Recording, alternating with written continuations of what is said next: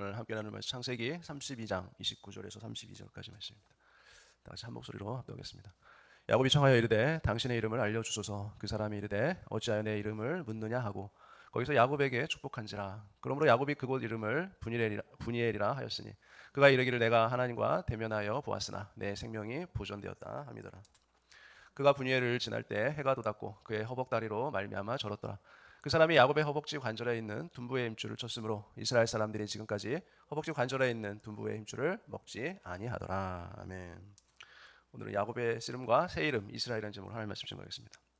지난 시간에 드렸던 말씀을 좀 요약해 드리면, 이제 야곱은 생사의 기로에서 에서의 문제를 해결하기 위해서 야복강에서 죽기를 각오하며 하나님께 기도해서 승리합니다. 그러므로서 야곱의 이름에서 이제 이스라엘이라는 이름으로 새 이름을 받게 되죠. 하나님이 야곱의 이름을 다시는 내가 너를 야곱이라고 부르지 않겠다라고 말씀해 주시죠. 그리고 사람들도 너를 더 이상 야곱이라고 부르지 아니하고 이제 이스라엘이라고 불려지게 될 것이다라고 말씀해 주셨어요. 야곱을 야곱이라고 불렀었는데 야복강에서 하나님과 씨름하여 승리함으로 인해 사람들이 너를 이스라엘이라고 불려지게 될 것이다라고 말씀하셨죠. 여러분, 이스라엘이라는 뜻은 무엇입니까? 하나님이 다스리신다. 또 씨름에서 하나님과 싸워서 이겼다, 승리자다, 이런 뜻이죠. 하나님께서 야곱의 인생을, 야곱의 미래를, 그리고 야곱의 후손들을 책임져 주시겠다라는 그런 의미가 담겨 있죠. 야곱의 삶이 이스라엘의 삶으로 변하면서 이제 하나님께서 통치하시고 하나님께 다스림을 받는 그러한 인생이 된 것이에요. 그래서 이제 이 야곱의 사생의 삶은 끝나고 이스라엘이라는 공생의 삶이 시작이 된 것입니다. 마찬가지로 우리도 마찬가지죠. 과거의 모든 잘못은 용서받고 이제 새로운 삶이 시작된 것처럼 야곱의 새로운 인생이 펼쳐진 것이죠.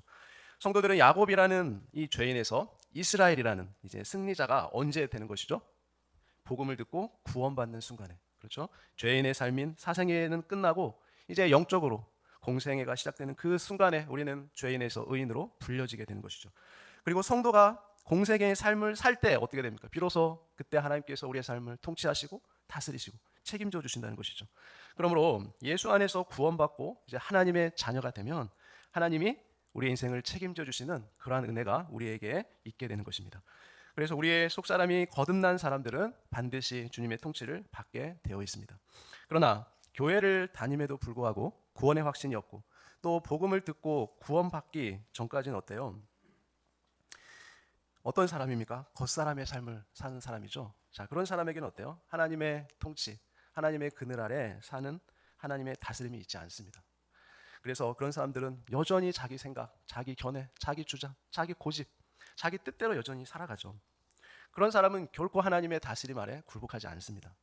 야곱이 야복강에서 하나님과 씨름하여 승리하기 전까지는 하나님을 믿되 어떻게 믿었어요? 자기 생각대로, 자기 주관대로, 자기 주장대로, 자기 고집대로 하나님을 믿었고 또 하나님께 부르짖고 그렇게 살았던 사람이었어요. 그러나 이제 야복강에서 하나님과 겨루어서 싸워서 이기고 난 다음부터는 하나님께 다스림을 받는 그러한 사람으로, 그런 성도로 바뀌게 된 것입니다. 여러분, 우리들도 구원받기 전까지는 어때요? 나 자신이라는 분명한 자기 정체성을 가지고 살아가죠. 내 이념, 내 생각, 내 견해, 내 고집, 여러분 이것을 여전히 교회 안에 가지고 들어와서 살아가요. 구원받기 전까지. 그러나 구원을 받고 나면 나도 모르는 사이에 하나님 앞과 사람 앞에 어떤 사람으로 불려져요? 아, 저 사람은 승리자야. 저 사람은 하나님이 다스리는 사람이야. 하나님이 통치하시고 책임져 주는 사람이야. 여러분, 그렇게 우리가 불려지게 된다는 거예요. 저 사람은 자기 뜻, 자기 주관이 없어. 이제는 하나님의 뜻에 복종하는 사람이야. 순종하는 사람이야. 그렇게 불려진다는 것입니다. 여러분, 그러므로 교회를 다니는데 하나님의 다스림, 말씀의 통치 아래 들어오지 않으면 그것은 사실 하나님을 제대로 믿는 것이 아니에요. 아직도 거듭남의 은혜를 경험한 적이 없는 사람이에요. 여전히 야곱인 것입니다. 이스라엘이 아닌 것이죠. 여러분, 하나님이 여러분을 부르실 때 여러분을 의인이라고 부르시던가요? 아니면 여러분을 하나님의 자녀라고 부르시던가요? 여러분을 인생을 책임져 주시겠다고 하나님이 여러분을 부르시던가요? 뿐만 아니라 주변 사람들이 여러분의 믿음을 보고 아, 이 사람은 정말 하나님의 통치와 하나님의 다스림을 받는 사람이야. 하나님께서 이 사람의 인생은 책임져 주시는 사람이야. 승리자로 구원받은 의인이 분명해. 저 사람은 말씀 앞에, 하나님의 주권 앞에 절대적으로 복종하는 사람이야. 여러분, 이렇게 사람들이 여러분을 그렇게 불러주시던가요? 한번 생각해 보세요. 아니면 어쩌면 너는 교회를 그렇게 다녀도 네 생각, 네 주장이 그렇게 분명하냐? 네 이 견해가 너무 그렇게 분명하냐라고 사람들이 혹시 여러분에게 질문하지는 않습니까? 조금도 양보할 수 없는 그런 사람. 여러분, 그런 사람들은 교회에는 다니지만 사실은 아직 이스라엘이 아니라 야곱으로 살아가고 있는 것이에요. 여러분, 이스라엘입니까? 야곱입니까? 한번 생각해 보시기 바랍니다. 여러분, 성경에서 주님은 우리에게 직접 말씀하셨죠. 하나님과 사람들이 너를 이제 야곱이라고 부르지 않고 이스라엘이라고 부르게 될 것이다 라고 말씀해 주셨어요. 그러니까 하나님도 그렇게 부르시고 사람들도 너를 그렇게 불러지게 될 것이다 라고 말하는 거예요. 그래서 지금도 여러분, 이 이스라엘이라는 이름은 지금도 불려지죠. 그렇죠? 이스라엘 땅에 그 이스라엘 이름이 지금도 불려지고 있잖아요. 영원히 그 이름이 불려지게 될 거라는 거죠. 여러분, 어떠십니까? 하나님 앞에서나 사람들 앞에서 온전한 믿음과 신앙을 가지고 살아가고 있습니까? 주변 사람들이 여러분들을 승리자라고, 이긴 자라고 그렇게 불러주고 있습니까? 오늘 29절 말씀 볼까요?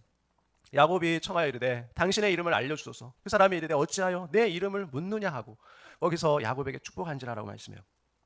야곱이 하나님 앞에 밤을 새워가면서 씨름하여서 이기고 난 다음에 자기가 싸웠던 그 하나님의 이름이 너무나 궁금했어요. 그래서 의도적으로 하나님께 물어봐요. 당신의 이름이 무엇인지 가르쳐달라고. 그런데 하나님께서는 이름을 가르쳐 주시지 않습니다. 여러분, 왜 하나님께서 야곱에게 이름을 가르쳐 주시지 않았을까요? 그것은 이 성경의 계시가 아직 완성되기 전의 일이기 때문에 그래요. 여러분, 지금 예수님이 이 땅에 오셔서 십자가의 구속을 다 이루시고 난 이후에 하나님이 어떤 분이신지를 소개하기 그 전의 일이기 때문에 그래요. 그러니까 예수님이 오시기 전에 이 하나님을 만나게 되면 모든 인간은 죄인이기 때문에 그 즉시 죽게 되어 있어요. 거룩하신 하나님을 만날 수가 없어요. 그런데 신약 시대에 와서는 어떻습니까? 우리가 얼마든지 하나님의 이름을 부르죠. 여호와, 하나님, 야훼, 예수님 다 이름을 얼마든지 부르고 부르짖지 않습니까?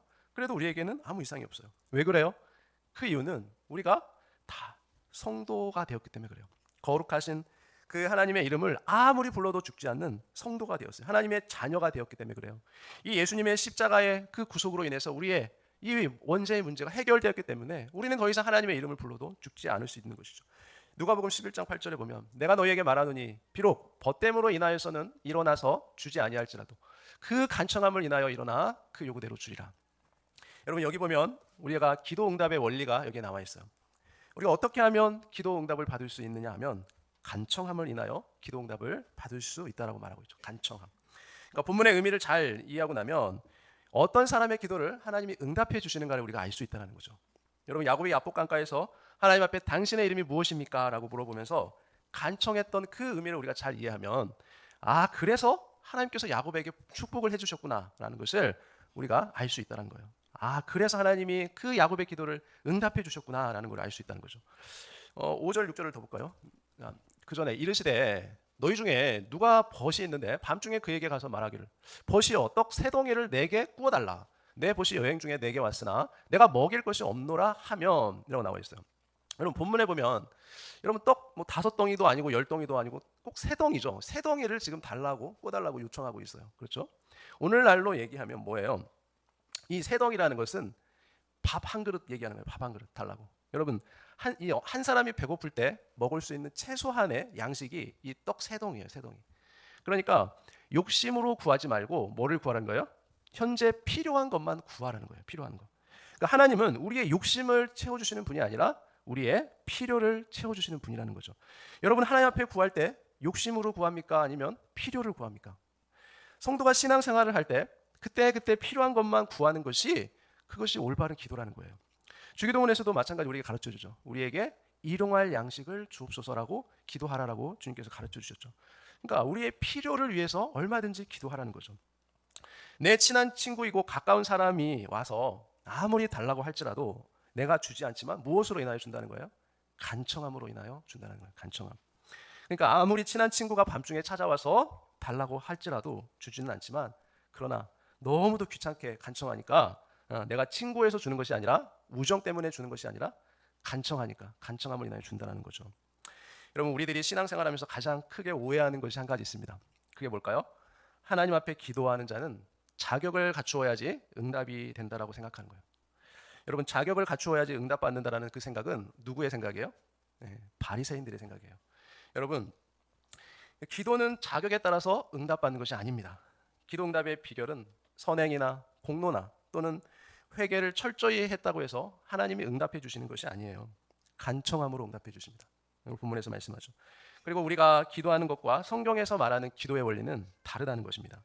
여러분 여기서 간청하다는 말이 나오는데 이 말은 헬라어로 아나이데이아예요. 부끄러움이 없음, 뻔뻔스러움 이런 뜻이에요. 간청하다는 말이. 그러니까 우리가 하나님 앞에 기도해서 응답받는 것은 어떤 자가 응답받아요? 부끄러움 없는 자, 뻔뻔한 자가 응답받을 수 있다는 거예요. 자격을 갖추었기 때문에 응답받는 것이 아니라는 것입니다.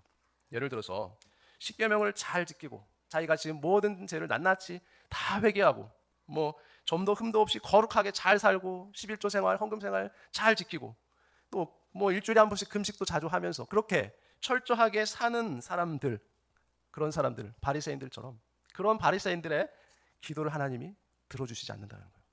여러분 어떤 기도를 들어주십니까? 우리가 살펴봤던 것처럼 끝까지 매달리는 결사적인 기도, 야곱이 그렇게 기도했던 것처럼 떡 세 덩이를 받을 때까지 뻔뻔스럽게 그렇게 간청함으로 하는 기도, 그런 기도를 하나님이 들어주신다는 거예요. 우리가 하나님의 자녀라면 어떻게 해야 될까요? 여러분 율법주의는 우리에게 자격을 갖춰야 한다고 자꾸만 요구하죠. 내가 이렇게 11조를 했습니다. 내가 이렇게 주일 예배를 한 번도 안 빠지고 잘 드렸습니다. 내가 이렇게 헌금을 철저하게 하나님 앞에 바쳤습니다. 내가 회개를 철저하게 했습니다. 내가 계명을 하나도 어기지 않고 다 지켰습니다. 그러니까 하나님 제 기도에 응답해 주세요. 여러분 이게 행위주의자들, 율법주의자들의 기도예요. 자, 여러분 이런 사람들이 오늘날도 많이 있죠. 여러분 그런데 여러분 부모들의 자녀는 어떻습니까? 여러분들의 자녀들은 여러분에게 어떻게 요청하죠? 그저 자녀라는 이유만으로 때를 쓰죠. 무조건 달라고 내놓으라고 하죠. 그렇지 않습니까? 그것이 자녀가 부모에게 구하는 자세예요. 자녀라는 이유만으로. 여러분 히브리 4장 16절을 볼까요? 히브리서. 여기 은혜 앞에 담대히 나아가라는 말씀이 나와요. 그러므로 우리는 긍휼하심을 받고 때를 따라 돕는 은혜를 얻기 위하여 은혜의 보좌 앞에 담대히 나아갈 것이니라라고 말씀하죠. 여러분 담대히라는 이 말 뜻은 무슨 뜻이냐면 자유롭게, 솔직하게, 뻔뻔하게라는 뜻이죠. 그러니까 하나님 앞에 아무리 자유롭고 솔직하고 뻔뻔하게 우리가 나아가려고 하지만 여러분 어때요? 우리 마음이 편해요, 안 편해요? 편하진 않죠. 뭔가 마음에 캥기는 뭔가가 있어요. 아무리 자유롭게 뻔뻔스럽게 하나님께 나아가려고 해도. 그렇지 않습니까? 하나님이 우리에게 묻는 것 같아요. 너 헌금 생활 잘 안 하잖아. 똑바로 안 하잖아. 다 떼어 먹었잖아. 너 예배도 잘 빠지고 예배 잘 성수하지도 않잖아. 그런 말씀이 들리지 않아요? 지난날 내가 잘 못 살았던 것들을 하나님이 기억나게 해주신다는 거죠. 그래도 자 아무리 우리가 하나님 앞에 뻔뻔하려고 해도 우리 마음이 잘 되지 않는다는 거예요. 그런데 오늘 본문에 보니까 자유해져라, 솔직해져라, 뻔뻔해져라라고 말씀해요. 담대히 나아가라라고 말씀하죠. 여기서 중요한 것이 뭐냐면 나 자신을 보지 말고 뭘 보라는 거예요? 은혜의 보좌를 바라보라는 거예요. 은혜의 보좌. 은혜의 보좌 앞에 담대히 나와라라고 말씀해요. 여러분 누구를 보면 안 된다는 거예요. 그러니까 나의 부족함, 나의 연약함, 나의 죄악됨, 나를 보면 절대로 하나님 앞에 나갈 수 없다는 거예요. 나 자신을 보면은 예배 드리기도 힘들고 하나님 앞에 기도하기는 더 불편하다는 거예요. 나를 보면은 왜 그래요? 너무나 부담스럽기 때문에 그래요. 그러니까 자신의 노력에 의한 자격을 보지 말고 자녀가 부모에게 구하듯 그렇게 구하라는 거죠. 여러분 자녀들은 어떻습니까? 자녀들은 부모에게 해주는 것이 아무것도 없지만 너무도 당당하게 뻔뻔하게 부모에게 요구하죠. 자기들이 원하는 것을 얻을 때까지 떼쓰고 요구합니다. 끈질기게. 그게 자녀잖아요. 그렇지 않습니까? 그럼 부모가 뭔 죄가 있어요? 부모가 자기를 낳아준 것도 고마워해야지. 부모가 뭔 죄라고 부모한테 그렇게 요구하고 떼쓰고 달라고 합니까? 자녀가. 그렇지 않습니까? 아니 죽을 때가 다 되었어도 부모님께 찾아와서 뭐 어디 숨겨둔 거 남겨둔 거 없으면 꼭 자기 주고 돌아가시라고 그렇게 말할 정도로 부모가 무슨 잘못이 있냐는 거죠. 예? 여러분 왜 그런 것입니까? 여러분 부모는 그렇게 자녀를 위해 뭔가 줄 때, 희생할 때 거기에서 기쁨을 누리죠. 그렇잖아요. 엄마들은 어떻습니까? 자녀를 위해서 아주 맛있는 음식을 준비해서 주었을 때 자녀가 그것을 아주 행복하고 기쁘게 먹을 때 그것이 엄마의 기쁨이지 않습니까? 행복하잖아요. 그게 부모의 마음이잖아요. 그것은 어떻게 해요? 하나님이 그렇게 부모에게 그 마음을 주셨기 때문에 그래요. 하나님은 자격을 갖춘 사람의 기도를 들어주시는 것이 아니라 어떤 기도요? 부족한 사람의 기도, 죄인의 기도를 하나님이 들어주신다는 것이에요. 그래서 성경은 너가 내 가까운 친구니까 우정 때문에 들어주는 것이 아니라 간청함으로 인하여 들어준다라고 말씀하고 있어요. 그러니까 자신의 행위에 의한 자격을 보지 말고 간청하는 기도를 해야 된다는 거예요. 주님의 이름으로 우리가 사랑하는 하나님께 하나님의 그 사랑을 의지해서 뻔뻔하게 솔직하게 하나님 앞에 응답 받을 때까지 결사적으로 야곱이 기도했던 것처럼 그렇게 기도하는 저와 여러분 되시길 바랍니다. 오늘 29절 말씀 보겠습니다. 야곱이 청하여 이르되 당신의 이름을 알려주소서. 그 사람이 이르되 어찌하여 내 이름을 묻느냐 하고 거기서 야곱에게 축복한지라라고 말해요. 야곱이 하나님의 이름이 너무나 궁금해서 하나님의 이름을 묻습니다. 그런데 하나님은 가르쳐 주시질 않죠. 가르쳐 주시지 않지만 또 축복은 하세요. 그렇죠? 하나님은 야곱에게 축복하셔서 이제 이스라엘의 기초가 되는 그 조상의 복을 야곱에게 주셨죠. 그리고 사생애에서 공생애의 삶을 살아가는 복을 하나님이 주신 것이죠. 그러니까 이 사생애의 삶은 어떤 삶이라고요? 구원받지 못한 삶이죠. 그런데 이제는 야곱이 하나님을 만나 거듭남으로써 구원을 받는 축복을 받은 것이에요. 야곱은 하나님이 어떤 분이신가를 이제 알았습니다. 그렇죠? 하나님을 만난 것이에요. 하나님을 대면하여 보았던 것입니다. 구원을 받았어요, 야곱이. 그래서 아브라함과 이삭과 야곱을 통해서 그 족보를 통해서 누가 오시죠? 예수님이 오시죠. 그리고 아브라함의 하나님, 이삭의 하나님, 야곱의 하나님은 또 누구의 하나님이에요? 우리의 하나님이 되시는 거죠. 그래서 야곱은 거듭남의 모형이에요. 야곱이. 죄인이 의인이도 거듭나는 모형이 바로 이 야곱이기 때문에 하나님이 이 야곱을 축복했던 것입니다. 자, 성도의 가장 큰 축복이 뭐예요? 우리가 예수님을 믿고 하나님의 자녀가 되는 것이죠. 이것이 우리가 받은 가장 큰 축복이에요. 거듭난 사람은 하나님께로부터 난 자이고 공생의 삶을 살아가는 자입니다. 그리고 그런 자는 하나님께서 책임지시고 통치하시고 다스리는 자이죠.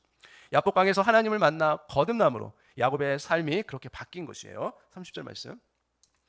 그러므로 야곱이 그곳 이름을 브니엘이라 하였으니 그가 이르기를 내가 하나님과 대면하여 보았으나 내 생명이 보존되었다 함이더라라고 말씀해요. 자, 야곱이 사생의 삶을 살 때는 어때요? 하나님과 겨루어 싸우고 하나님이 누구인지도 몰라서 하나님께 물어보았습니다. 그런데 거듭나고 이제 공생의 삶이 시작되는 순간에 자기가 만나서 싸웠던 그분이 누구인지를 야곱이 비로소 안 것이에요. 그래서 하나님이 어떤 분이신가를 알았습니다. 그래서 야곱은 하나님을 만난 장소를 지금 뭐라고 말하고 있어요? 브니엘이라고 지금 불렀던 것이에요. 여러분, 구약에서 하나님을 대면하여 만나고 보면 죽었죠. 그럼 야곱도 죽어야 되잖아요. 그런데 야곱은 죽지 않고 생명이 보존되었다라고 말해요. 여러분, 어떻게 보존되었을까요? 야곱이 바로 이 그리스도 안에서 거듭난 순간 야곱은 의롭게 되고 거룩한 하나님의 백성, 하나님의 자녀가 되었기 때문에 하나님을 어떻게 해요? 볼 수 있었던 것이에요. 여러분, 자녀는 하나님을 볼 수 있기 때문에 그래요. 그렇죠? 자녀는 부모를 대면할 수 있어요. 그래서 내가 하나님을 대면하여 보았지만 내 생명이 보존되었다라고 말하는 것입니다. 여러분, 브니엘을 오늘날로 적용해 본다면 브니엘의 장소적 개념을 우리는 교회라고 말할 수 있어요. 사생애를 공생애로 만들어주는 교회. 복음을 전해서 죄인을 의인으로 만들어서 하나님의 자녀가 되게 하는 교회를 말하는 거죠. 브니엘은 하나님의 얼굴이라는 뜻이에요. 그래서 야곱이 하나님의 얼굴을 보면 하나님을 만난 후 살아난 장소가 바로 브니엘이죠. 자기가 거듭난 장소를 브니엘이라고 하는 것입니다. 사생애가 끝나고 공생애가 시작된 교회를 브니엘이라고 하는 것이에요. 여러분이 교회에 나와서 복음을 듣고 또 하나님을 만나서 거듭난 후에 하나님의 자녀가 되었다면 여러분, 그것이 바로 여러분의 브니엘인 것입니다. 여러분이 교회에서 하나님을 만났듯이 야곱은 브니엘에서 하나님을 비로소 만난 것이에요. 그런데 브니엘에서 하나님은 야곱의 행위로 살려주신 것이 아니라 은혜로 살려주신 것입니다. 성도는 언제 예수님을 만나볼 수 있습니까? 바로 야곱처럼 구원받은 체험이 있을 때 하나님을 본 사람이라고 요한복음 1장 18절에서 우리에게 말하죠. 본래 하나님을 본 사람이 없으되 아버지 품속에 있는 독생하신 하나님이 나타내셨느니라. 여러분, 예수님을 믿지 않으면 하나님을 본 사람이 아니에요. 그렇죠? 그래서 우리가 예수님을 믿고 하나님의 자녀가 되었다면 우리 모두는 하나님을 본 사람들인 것입니다. 누구를 통해서 하나님을 보았습니까? 바로 예수님을 통해서 우리가 하나님을 본 것이죠. 여러분, 예수님을 통해서 죄사함을 받았습니까? 구원을 받으셨습니까? 그러면 여러분들은 하나님을 본 사람들인 것이죠. 누가 하나님이에요? 바로 예수님이 하나님이신 것입니다. 30절 말씀 볼까요? 그러므로 야곱이 그곳 이름을 푸니엘이라 하였으니 그가 이르기를 내가 하나님과 대면하여 보았으나 내 생명이 보존되었다 함이니라. 자, 또 야곱이 하나님을 대면하여 보았으나 생명이 보존되었다라고 했는데 여기서 생명이 보존되었다라는 이 문장이 기가 막히게 수동태 문장이에요. 수동태. 여러분, 수동태라는 말은 주체가 나 자신이 아니라는 거죠. 내 의지는 0.1%도 없다라는 거예요. 100% 타인에 의해서 행동하는 것이 수동태예요. 그러니까 야곱이 구원받은 것은 자신의 의지가 0.1%도 없었다는 거예요. 여러분, 성경 66권 중에 이 구원에 관해서 우리의 자유의지를 말하는 것은 성경 어디에도 없어요. 한 곳도 없습니다. 인간의 행위로 구원이 이루어진다라고 말하는 성경은 한 곳도 없어요. 구원에 관해서는 능동태로 되어지는 것이 아니라 다 수동태로 되어진다라고 말해요. 그래서 구원은 전적인 하나님의 은혜로 주어지는 것입니다. 우리가 예수님을 믿는다고 할 때 내가 예수님을 영접함으로 구원받았다라고 흔히 우리가 말을 하는데, 그래서 믿는 주체가 내가 되어서 내 의지에 의해서 예수님을 믿고 안 믿고를 내가 결정할 수 있다라고 늘 생각을 합니다. 그런데 여러분, 영접이라는 것은 하나님이 나에게 은혜를 주셔서 내가 믿음을 가질 수 있는 것이지, 내가 다른 사람을 영접시킬 수 있는 것도 아니고 내가 내 의지로 영접할 수 있는 것이 결코 아니에요, 여러분. 왜냐하면 구원은 전적으로 누구한테 달려 있습니까? 하나님의 주권에 달려 있기 때문에 그래요. 그래서 구원은 수동태로 되어 있는 것이 능동태가 아닙니다. 야곱이 구원받은 것은 전적인 하나님의 은혜인 것입니다. 그런데 율법을 지켜서 행위로 구원받을 수 있다라고 생각하는 것은 잘못된 생각인 것입니다. 여러분, 우리가 율법의 모형이었던 모세가 가나안 땅에 들어갈 수 없었던 것은 왜 그래요? 율법으로는 구원을 받을 수 없다는 것을 상징적으로 보여주는 것이에요. 율법을 지키는 행위로는 하나님의 공의를 결코 만족시킬 수가 없습니다. 만족시키려면 율법을 100% 완전하게 지킬 수 있어야만 돼요. 그러나 율법을 100% 지킬 수 있는 인간이 있을 수 있습니까? 없다는 것이죠. 에베소서 2장 8, 9절 말씀 볼까요? 너희는 그 은혜에 의하여 믿음으로 말미암아 구원을 받았으니 이것이 너희에게서 난 것이 아니요 하나님의 선물이라. 행위에서 난 것이 아니니 이는 누구든지 자랑하지 못하게 함이라. 여러분, 행위로 구원받으려고 하는 사람과 또 은혜로 구원받은 사람과는 분명한 차이점이 있습니다. 행위로 구원받으려고 하는 사람, 예수님을 내가 영접해서 구원받으려고 하는 사람은 반드시 교만해요. 교만이 있어요. 구원에 대한 감사가 없습니다. 하나님에 대한 사랑, 하나님의 은혜에 대한 감사가 없어요. 그런데 은혜로 구원받은 사람에게는 뭐가 있어요?